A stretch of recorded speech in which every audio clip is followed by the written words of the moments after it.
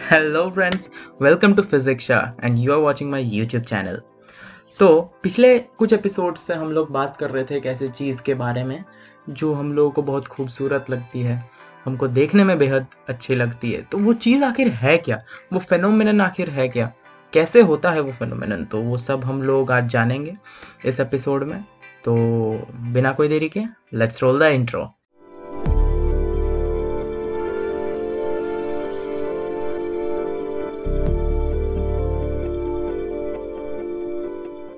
Welcome my friends.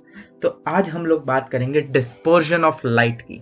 हाँ friends, dispersion of light, आखिरकार ये डिस्पर्शन ऑफ लाइट होता कैसे है और क्यों है।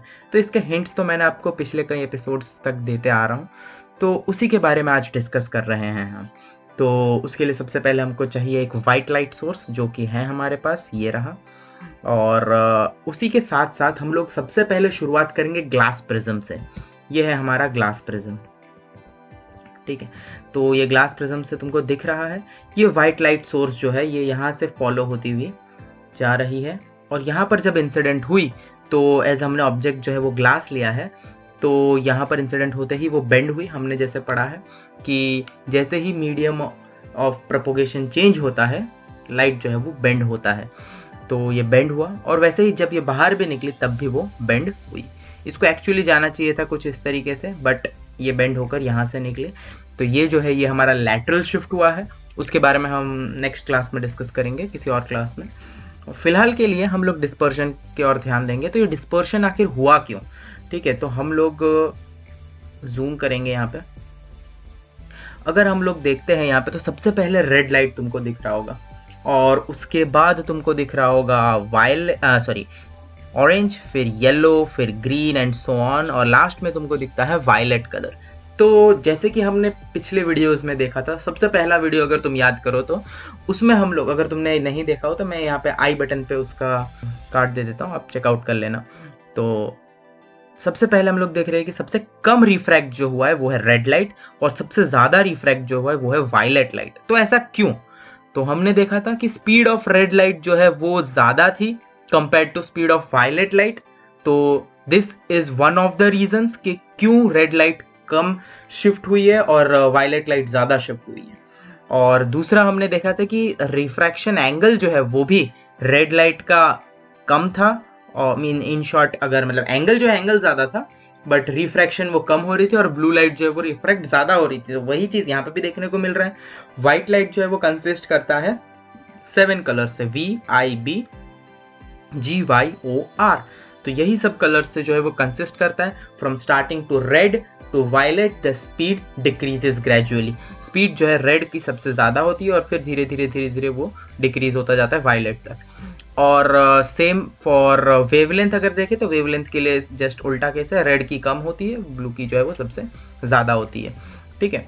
तो इसी वजह से जो है डिस्पर्शन हो रही है। जब किसी भी चीज़ की अगर स्पीड ज़्यादा हो, जैसे कि मैंने फर्स्ट वीडियो में एग्जांपल दिया था तुम लोगों को कि तुम एक रेस दौड़ रहे हो एक लेन में, और अचानक से सामने एक पूल आ गया है कीचड़ का, तो तुम उस कीचड़ के पूल से पास होने के लिए तुम दौड़ोगे अपनी स्पीड कांस्टेंट रखते हुए, ताकि तुम पीछे ना रह जाओ। तो तुम स्पीड कांस्टेंट रखते हुए जैसे ही दौड़ोगे अपनी, तो तुम जो है अपना पाथ चेंज कर दोगे, ठीक है। अपना पाथ चेंज करोगे तो नहीं अपनी इच्छा से, बट चेंज हो जाएगा तुम्हारा पाथ। तो तुम अपनी स्पीड बढ़ाए रखने की कोशिश करोगे, तो तुम्हारी स्पीड जितनी ज़्यादा होगी तुम पूल में उतनी कम देर रहोगे, और पूल में जितनी कम देर रहोगे तुम्हारा पाथ उतना कम डेविएट होगा। तो सेम इसी केस में भी एप्लीकेबल रहता है कि जब ये एंटर हुआ यहाँ से, तब क्या हुआ कि ये जैसे ही यहाँ से एंटर हुआ तो फिलहाल तो रिफ्रैक्ट हो नहीं रहा, बट जब बाहर निकल रहा है वो, तो क्या हुआ, तो रेड लाइट जो है वो फटाफट बाहर निकल गई, तो इसीलिए रेड लाइट कम डेविएट हुई। ब्लू लाइट को थोड़ा ज़्यादा टाइम लगा, इसलिए वो ज़्यादा डेविएट हो गई। और इसी तरीके से बाकी के सब कलर्स भी जो है उसी के बीच में जो उनके डिविएशंस या फिर डिस्पर्शंस जो है वो रह गए, और हमको जो है एक स्पेक्ट्रम ऑफ कलर्स देखने को मिलता है, जो कि ये हमारा विबग्योर है। अब ये तो हमने की ग्लास की बात। तो रेनबो हमें कैसे दिखता है? रेनबो तो हमें वाटर के वजह से दिखता है। तो हम लोग यहाँ पे अब रेनबो का सिनेरियो लेंगे।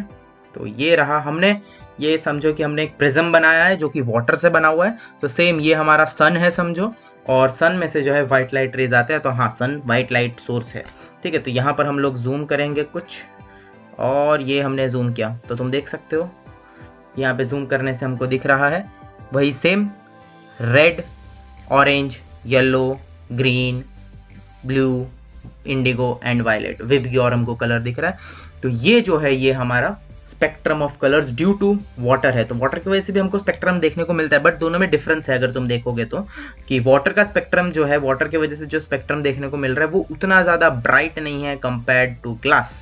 ग्लास का तुम स्पेक्ट्रम देखोगे तो शुरुआत से ही जो है वो डिस्पर्स होकर स्पेक्ट्रम देने लगता है, बट वाटर नहीं करता ऐसा। वाटर के लिए इसको थोड़ा ज़्यादा ट्रैवल करना पड़ता है, और इसी वजह से जो हमको एग्जैक्टली ऑपोजिट डायरेक्शन, उसका रीज़न वो भी नहीं है, बट एग्जैक्टली ऑपोजिट डायरेक्शन में और हमसे काफ़ी दूर दिखता है रेनबो हमको। ठीक है, ऑपोजिट डायरेक्शन में क्यों होता है? क्योंकि समझो ये सन है और ये उसका ऑपोजिट डायरेक्शन में उसका फॉर्मेशन हो रहा है। और दूर हमें क्यों दिखता है? क्योंकि हमने अभी देखा कि डिस्पर्शन ऑफ लाइट जो है वो आफ्टर अ फ्यू डिस्टेंस होता है, और वो डिस्टेंस काफ़ी लंबा है कंपेयर्ड टू ग्लास।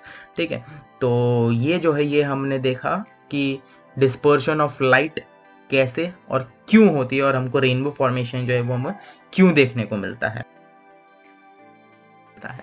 सो आज के लिए इतना ही। I hope so you will have a nice day. Jai Hind, Vande Mataram.